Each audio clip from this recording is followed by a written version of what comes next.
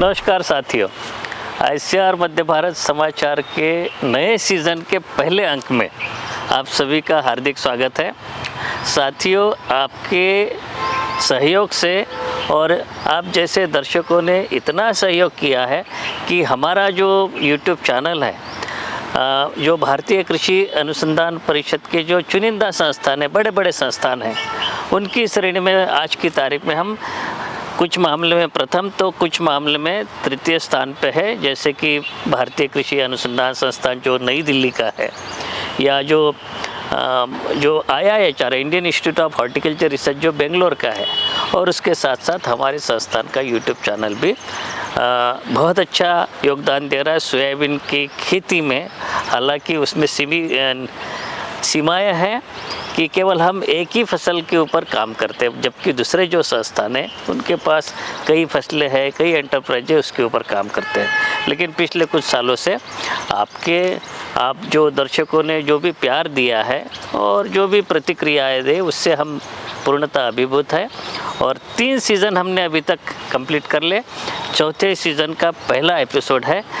तो आप सभी को पुनः एक बार भारतीय सोयाबीन अनुसंधान संस्थान की ओर से बहुत बहुत धन्यवाद देता हूँ, विनम्र अभिवादन करता हूँ।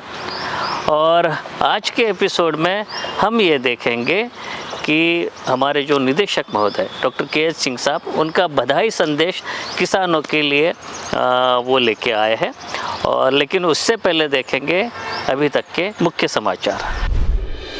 केंद्रीय विद्यालय बड़वाह के छात्र छात्राओं ने किया संस्थान का भ्रमण, किया वैज्ञानिकों से संवाद।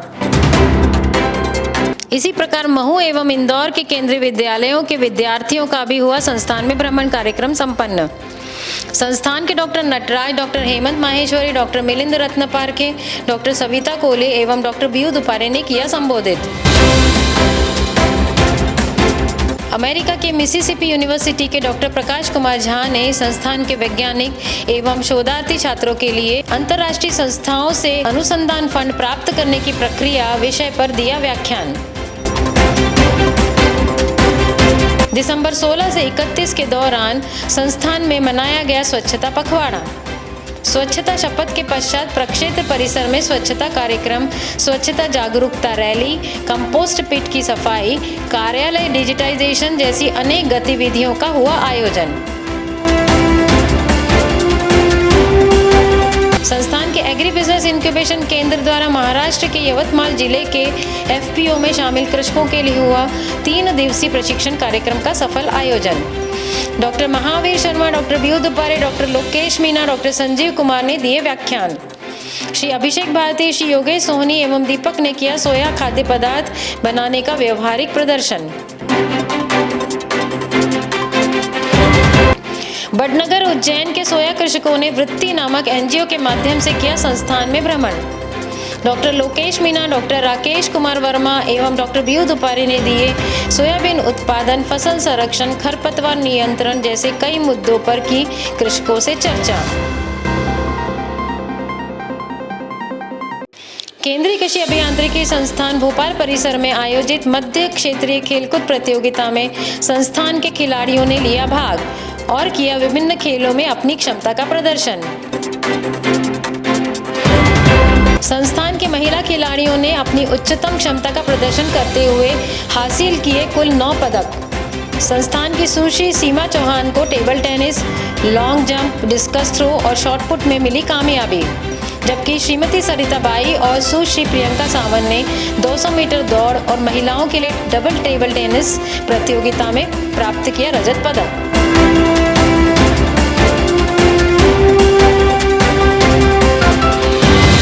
देश के पूर्व प्रधानमंत्री चौधरी चरण सिंह जी की जयंती के अवसर पर संस्थान में हुआ राष्ट्रीय किसान दिवस का आयोजन।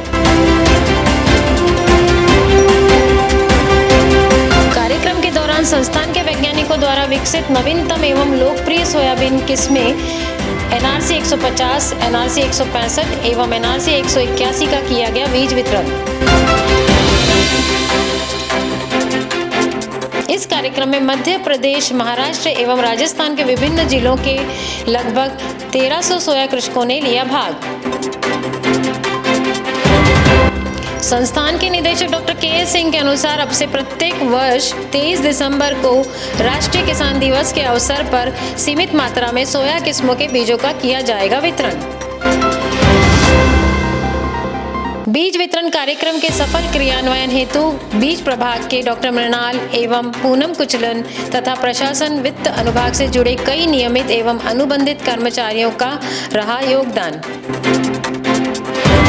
आत्मा परियोजना जिला सातारा महाराष्ट्र से जुड़े कृषकों ने दी संस्थान को भेंट। गुजरात के दाहोद जिले के कृषि अभियांत्रिकी छात्रों का हुआ संस्थान भ्रमण। डॉक्टर मिलिंद रत्नपाल के द्वारा किया गया संचालन। संस्थान की अनुसूचित जाति उप योजना के अंतर्गत सीहोर एवं खरगोन जिले के लाभार्थी कृषकों को हुआ आदान वितरण का कार्यक्रम। निदेशक डॉक्टर के.एस. सिंह द्वारा त्रिपाल एवं इलेक्ट्रिक मोटर देकर किया गया शुभारंभ।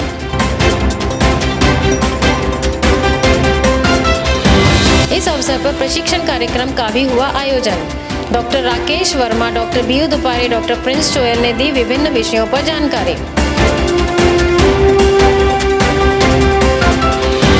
संस्थान के एग्री बिजनेस इंक्यूबेशन केंद्र द्वारा महाराष्ट्र के परभणी जिले के एफपीओ में शामिल कृषकों के लिए हुआ 3 दिवसीय प्रशिक्षण कार्यक्रम का आयोजन।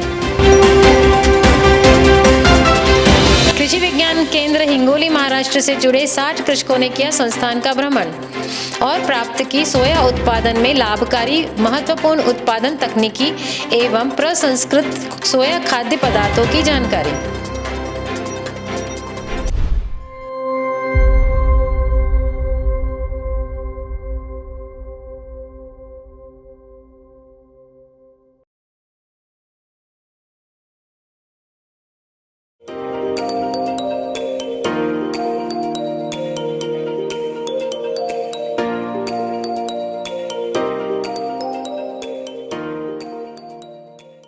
सबसे पहले मैं आपको नव वर्ष की बधाई देना चाहता हूं और मुझे आशा है कि जिस प्रकार से हमने विगत वर्षों में सोयाबीन के उत्पादन को बढ़ाया है, उसी क्रम में और आगे बढ़ते हुए हम इसकी उत्पादकता और उस उत्पादन को निरंतर बढ़ाते रहेंगे।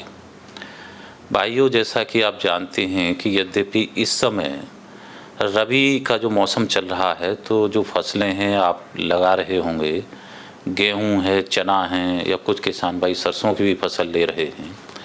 जिन्होंने आलू लगाया होगा वो फसल लगभग तैयार हो चुकी होगी, निकाली जा रही होगी।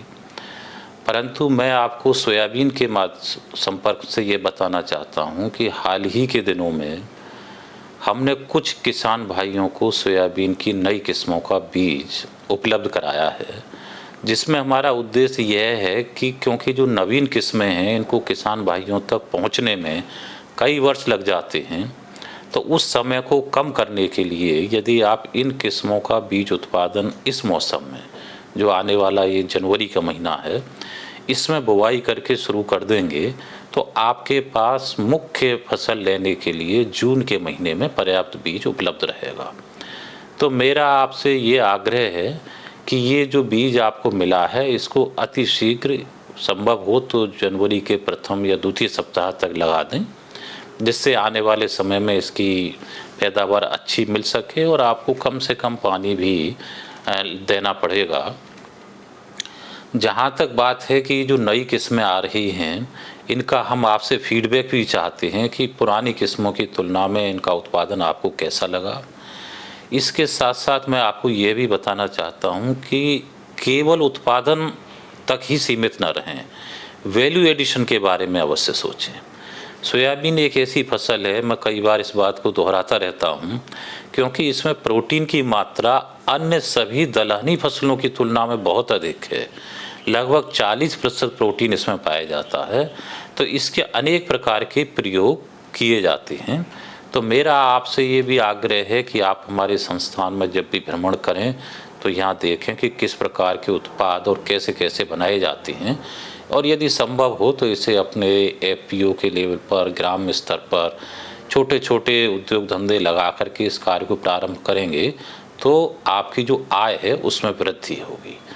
पुनः आपको नव वर्ष की बधाई देता हूं और जब भी आपको समय मिले आप सोयाबीन अनुसंधान संस्थान में भ्रमण करें तथा यहाँ जो तकनीकी उपलब्ध हो रही है उसका लाभ उठाएं। धन्यवाद।